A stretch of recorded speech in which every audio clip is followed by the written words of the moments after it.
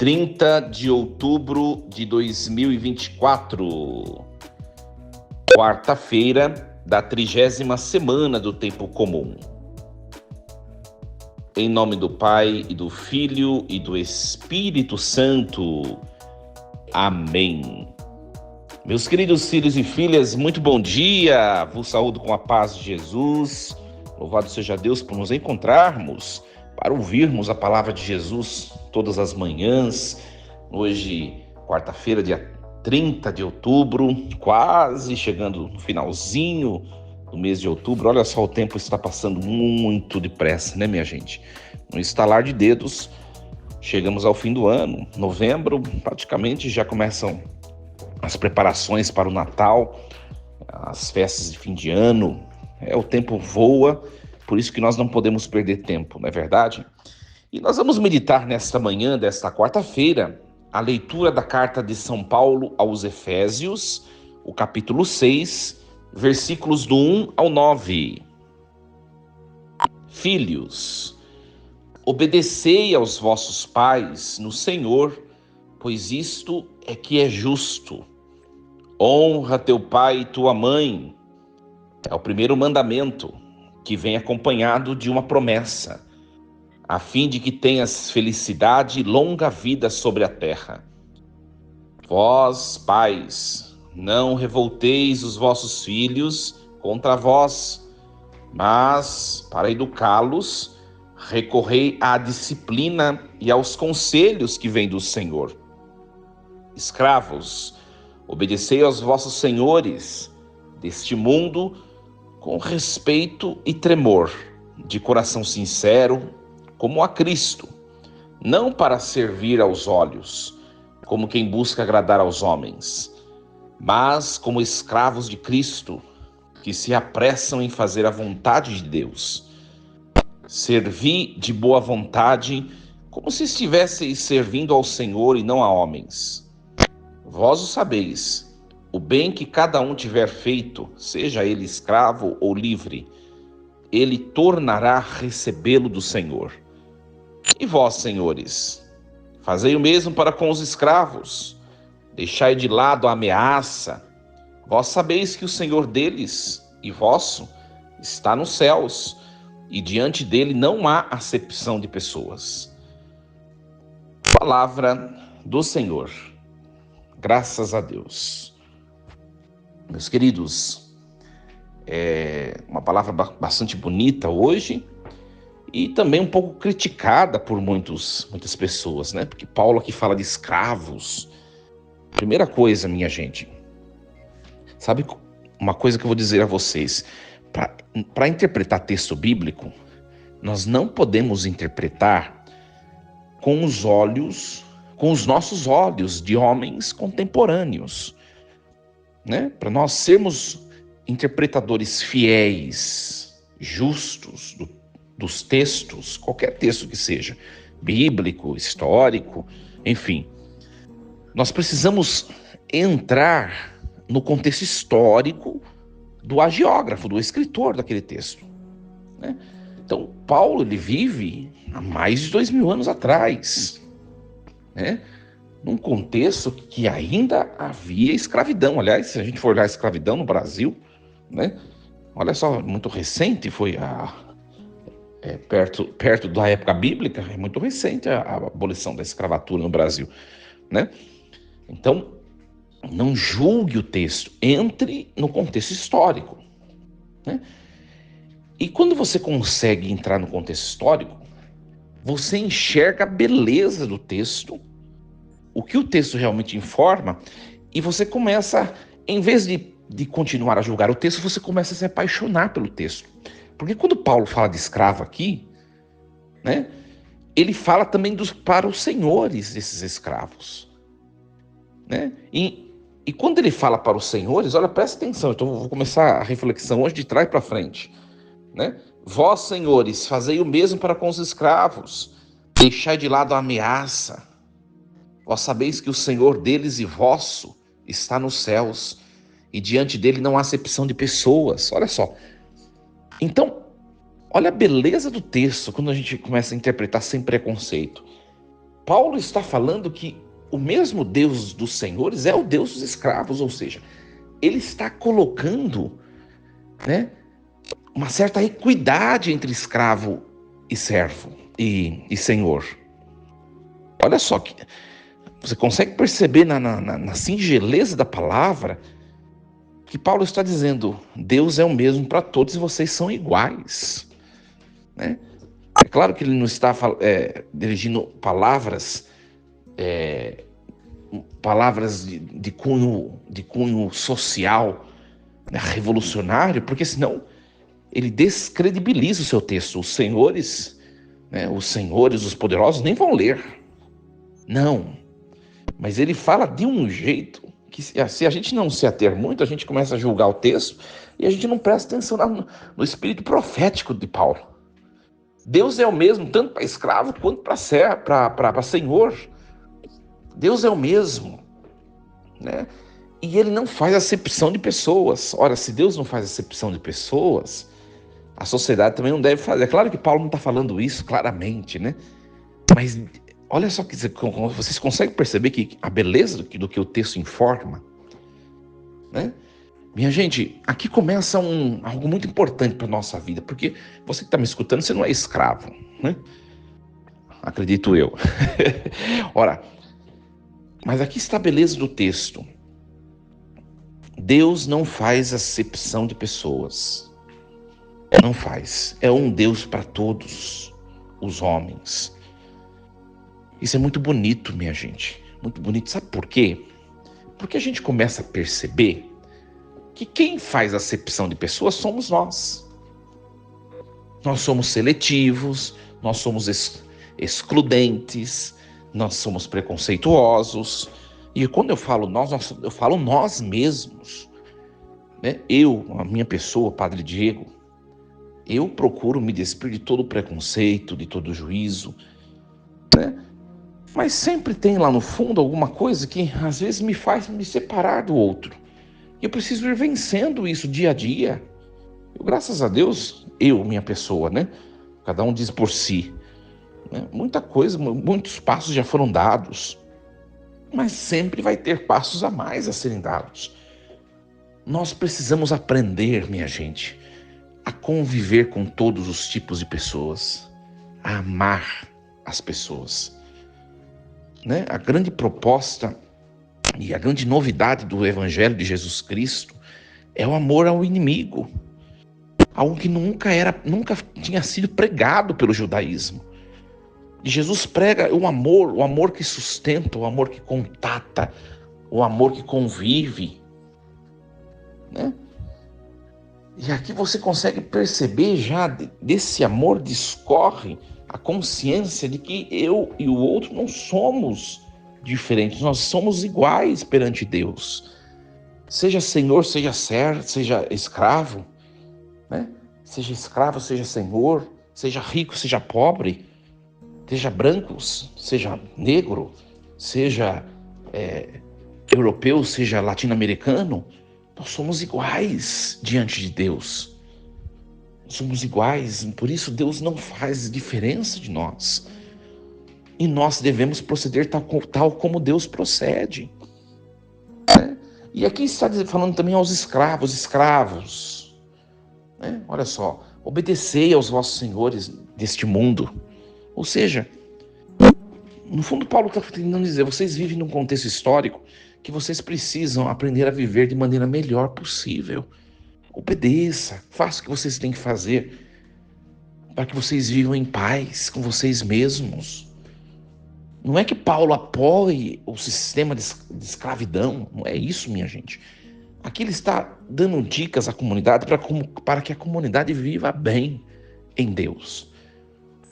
E não é verdade? É claro, a gente coloca na nossa vida essa parte, né?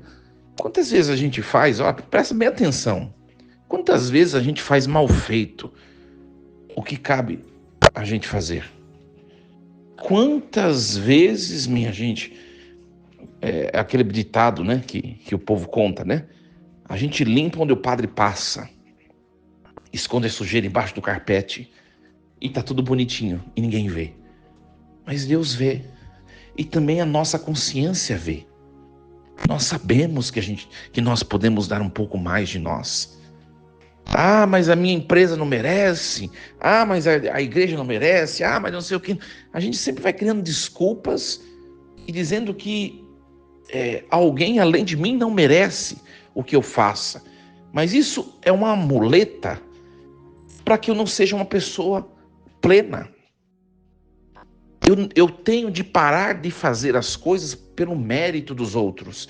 Eu tenho que fazer as coisas bem feitas porque eu sou filho de Deus e porque Deus me convida a ser uma pessoa excelente em tudo que eu faço. Pare de fazer as coisas para os outros verem. Para de fazer as coisas só para ser reconhecido. Para de fazer as coisas só para você receber mérito, honra. Se é sua incumbência, você vai lá e faça bem feito. Sabe, minha gente, aqui na igreja, quando eu falo aqui na igreja, não só minha paróquia, mas a igreja como um todo, né? Tem muita gente que serve na igreja só para ser reconhecido, ser visto. Isso é muito triste, sabe? Aí vem aquelas fofocas, as pessoas... Ai, o padre nem falou nada que a gente fez. Não vou fazer mais, sabe? Ora, você está servindo na igreja por causa do reconhecimento do padre, então melhor você nem ir, nem servir. Porque vai vir outra pessoa que vai servir pela alegria de servir e não para ser reconhecida. E o trabalho dela vai ser muito melhor do que o seu. Sabe? Fica esperando reconhecimento. Ai, o padre nem olhou para mim, porque eu fiz. Ai, não sei o que, não sei o que. Sabe, minha gente? E vão surgindo aqueles mimimi dentro da comunidade. Isso vale também no trabalho. Você foi contratado. Pronto. Você foi contratado. Você recebe um salário. Ponto. Você está sendo pago para fazer tal coisa. Vai lá e faça bem feito. Se o seu patrão não disse nada, se as pessoas que estão à volta não estão nem aí para você, você está recebendo por aquilo. Vai lá e faça. E acabou. E faça bem feito por você. Diz a você mesmo, eu sou um excelente profissional. Eu sou um excelente profissional. Quando a gente começa a viver assim, minha gente, as recompensas não vêm das pessoas, vêm de Deus. Deus mesmo, Ele se levanta do seu trono e faz questão, né, de nos honrar, de nos glorificar ao seu modo. E na igreja, aquela coisa, espere de Deus as bênçãos, não do padre, do diácono, do bispo, enfim. Né? Eu mesmo tive uma experiência esses tempos atrás aqui em Corpus Christi, né? Corpus Christi, claro que eu tenho uma equipe muito boa, né? Mas eu organizei a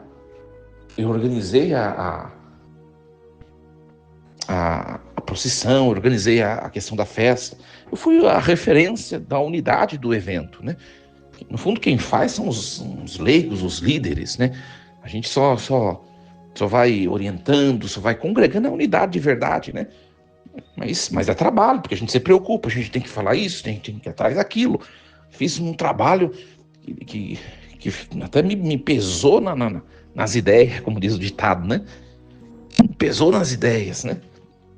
Olha, foi bastante trabalhoso o evento de Corpus Christi este ano aqui. Eu sou coordenador da cidade, coordenador do pastoral da cidade, também presbiteral. Enfim, por que eu estou falando isso? Né? Um exemplo desse assunto. E foi tudo discorreu bem. É claro que tem algumas coisas que precisam ser melhoradas, sempre vai ter, né? E daí, na hora da missa, o bispo chama um outro padre, que é o responsável, o vigário forâneo, e começa a agradecer o vigário forâneo. O vigário forâneo não organizou nada. Foi eu que organizei junto com a equipe, evidente. Né? Foi eu que organizei. E nem mencionou meu nome. Tudo bem, louvado seja Deus. Né? A gente faz porque a gente está nessa função. E a gente está nessa função, a gente vai lá e vai fazer e acabou. Se é meu ofício, você não aceitou? Aceitou, vai lá e faça bem feito. Né? Se o outro não reconheceu, é claro, o outro precisa ter um pouco de caridade. Né? As pessoas podem ser um pouco mais retributivas. Podem ser um pouco mais... ter um pouco mais de gratidão. Pode, deve, nós devemos. Eu sou assim. Quando eu gosto de uma coisa, eu faço questão de elogiar. Por quê? Porque as pessoas se sentem bem. valoriza o trabalho. Só que se não é feito, louvado seja Deus, vai lá e faz do mesmo jeito, minha gente. Aí fica uma fofocaiada, sabe? Uma, um diz que me diz, como diz o ditado, né? Um diz que me diz que isso vai atrapalhando as relações, seja no trabalho, seja na igreja. Não é verdade? Então, o texto começa da seguinte maneira: Filhos, obedecei aos vossos pais no Senhor, porque isso é que é justo. Aqui está falando também da relação pai e filho. Pais, não revolteis vossos filhos contra vós, mas para educá-los, recorrei à disciplina e aos conselhos que vêm de Deus. Minha gente, quanta coisa acontece no relacionamento pai-filho. Quanta coisa. Quantos filhos perdem de vista o mandamento do honrar pai e mãe? Às vezes vem jovens se confessar, né? E sempre tem o apontamento: Padre, eu acabei desonrando meu pai e minha mãe, fui impaciente, retruquei, e às vezes nem é pecado muito, pecado grave mesmo, né? Acabei respondendo, acabei não sei o quê. E eu explico sempre para as pessoas, para os jovens adolescentes, eu falo: olha, seu pai e sua mãe, eles viveram numa outra época, diferente da sua. Tem outros costumes, outros modos de pensar. Você precisa aprender com eles o que é bom. O que faz sentido que eles disserem a você, faça adesão àquilo, guarde no coração. Se não fizer sentido, ainda assim reflita, porque pode ser que mais adiante venha a fazer sentido.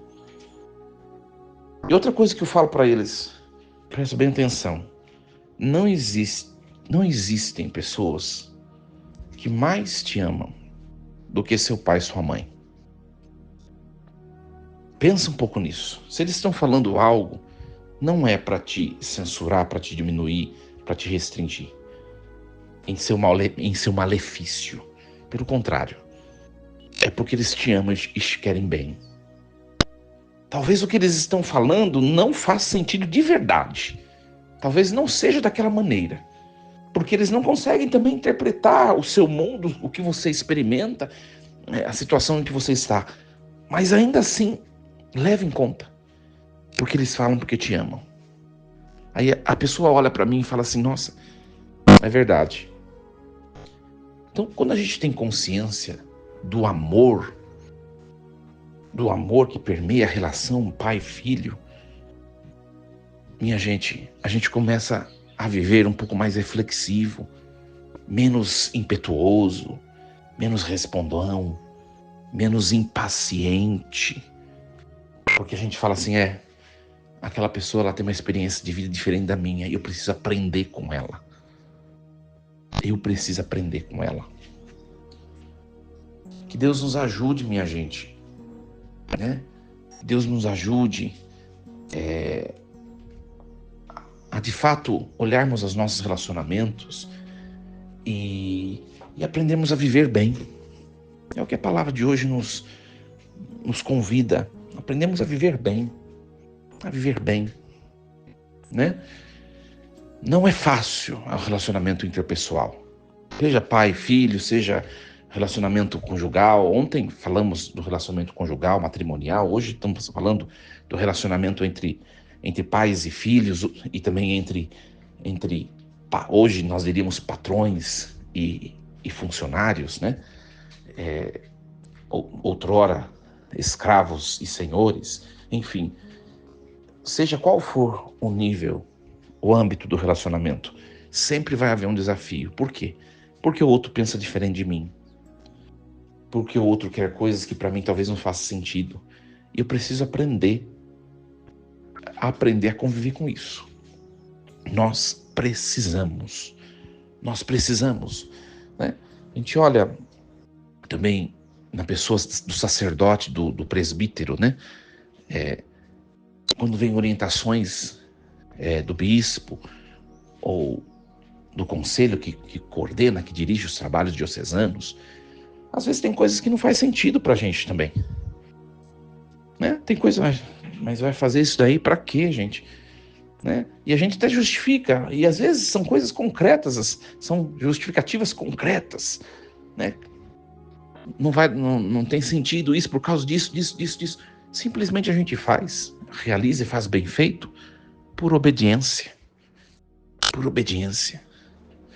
para manter, para zelar pela unidade. Que a palavra de hoje nos ajude, nossos relacionamentos interpessoais possam ser cheios de frutos. Não esperemos nada de ninguém, minha gente. E assim eu termino a reflexão de hoje.